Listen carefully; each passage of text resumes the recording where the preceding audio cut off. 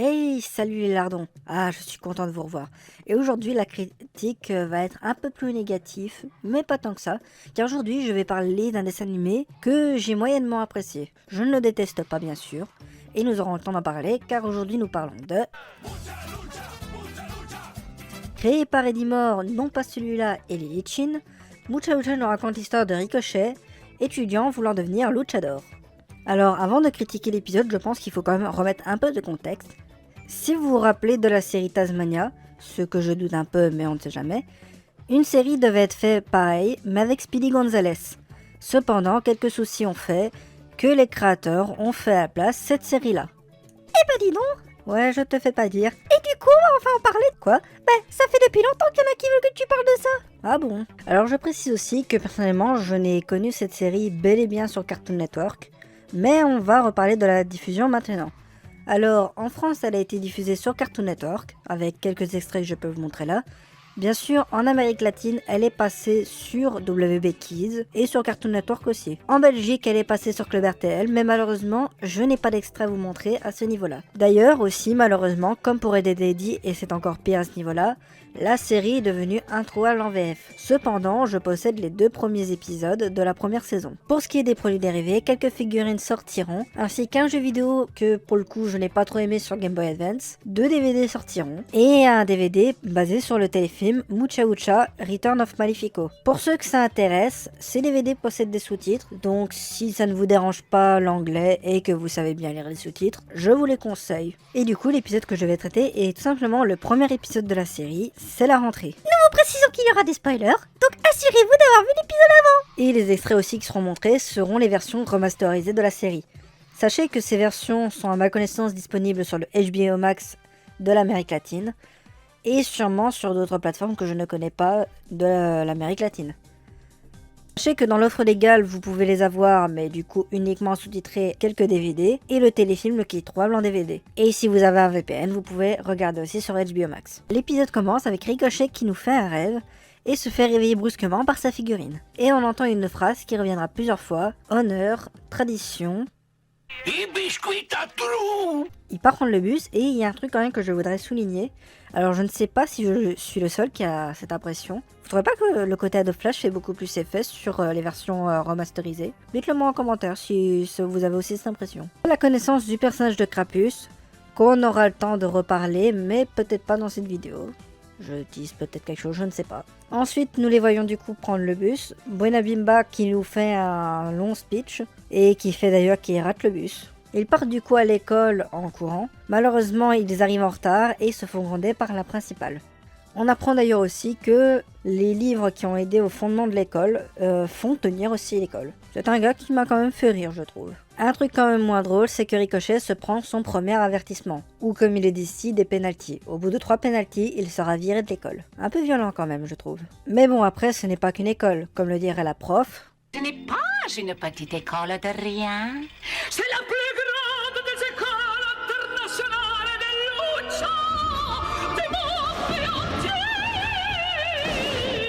Après cette remise à l'ordre, Ricochet partira dans sa classe, mais malheureusement se fera massacrer par Potato Patato Junior. Eh bah dis donc les noms français. Ouais, je te fais pas dire.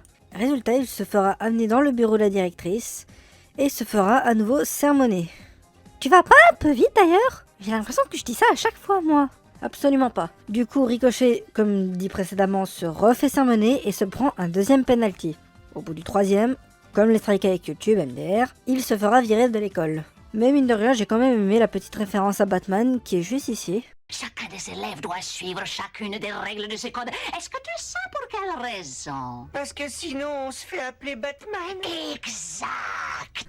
Ricochet retourne en classe et malheureusement, sa place a été prise par un Potato Patato Junior. Résultat, il se fera à nouveau jeter par terre et malheureusement, il va devoir faire un duel.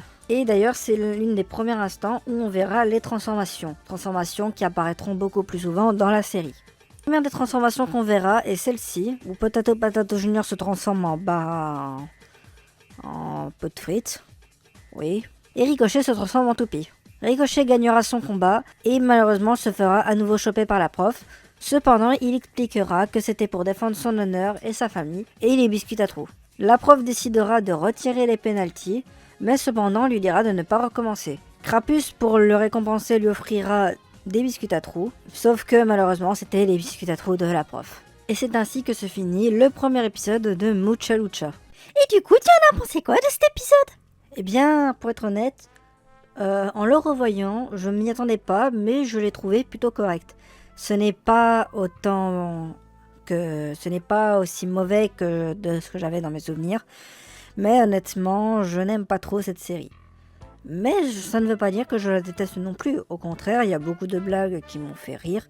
C'est juste que vraiment, Mucha Lucha, ce n'est pas trop mon truc personnellement. Cependant, je trouve ça quand même dommage que, et ça j'aurai l'occasion d'en reparler, que les DVD Warner n'ont pas été édités en français pour cette série. Malheureusement, cette série est très confidentielle et n'a pas été diffusée apparemment jusqu'au bout. Ou peut-être que si, à vrai dire, je ne sais même pas à vrai dire. En vrai, de ce que je sais, la série est surtout faite pour un public bien ciblé, c'est-à-dire l'Amérique latine. Et malheureusement, ça fait que la série n'a pas été autant diffusée sur les autres chaînes. Même si dans mes souvenirs, c'était quand même assez sur Cartoon Network. Mais bon, comparé à ce que nous avons actuellement sur Cartoon Network, où Teen Titans Go est rediffusé à nauseam, c'est vrai que ça fait quand même bizarre que Mucha Lucha n'ait pas eu un traitement comme ça à l'époque. Surtout que, mine de rien, c'est quand même une des premières séries Flash. Même si la première, globalement, était plus Happy Tree Friends, mais c'est une des premières qui utilisait Adobe Flash. Et d'ailleurs, justement, comme j'ai pu en parler, dans les versions remasterisées, je trouve que ça se voit beaucoup. Et notamment, et ça j'en profite pour en parler, dans le pilote de la série, là le Flash se voyait encore plus, dites-vous. Cependant, la série a quand même ses quelques fans, et j'espère pour eux qu'un jour nous retrouverons la version française en entier. Cependant, voilà, actuellement nous n'avons pas d'aide à ce niveau-là. Cartoon Network ne répond pas à ce truc-là. Et malheureusement, comme EDD, The Big Picture Show et d'autres séries Cartoon Network, malheureusement cette série est un lost media. En français, parce que je vous rappelle du coup que la série est retrouvée en intégralité sur HBO Max ou autre. Mais voilà, c'est ça le problème, c'est que mis à part si vous avez un VPN, ou que vous habitez en Amérique latine, on ne sait jamais, malheureusement, pour revoir la série, et encore ce n'est qu'en VO, du coup, bonne chance. Mais voilà, si vous êtes déterminé, vous savez où il faut aller, et voilà. Pour mon avis global, honnêtement, ce n'est pas une des meilleures séries Cartoon Network, mais j'aime beaucoup personnellement cette série. Et mine de rien, c'est un des trucs avec quoi j'ai grandi quand j'étais petit. Donc je suis quand même contente d'avoir pu revoir cette série. Enfin bon, lardons, sur ce, je vous laisse. Et n'oubliez pas, Le vrai luchador sait très bien qu'il ne faut avoir peur que de la peur elle-même. Oh, et puis des brutes aussi.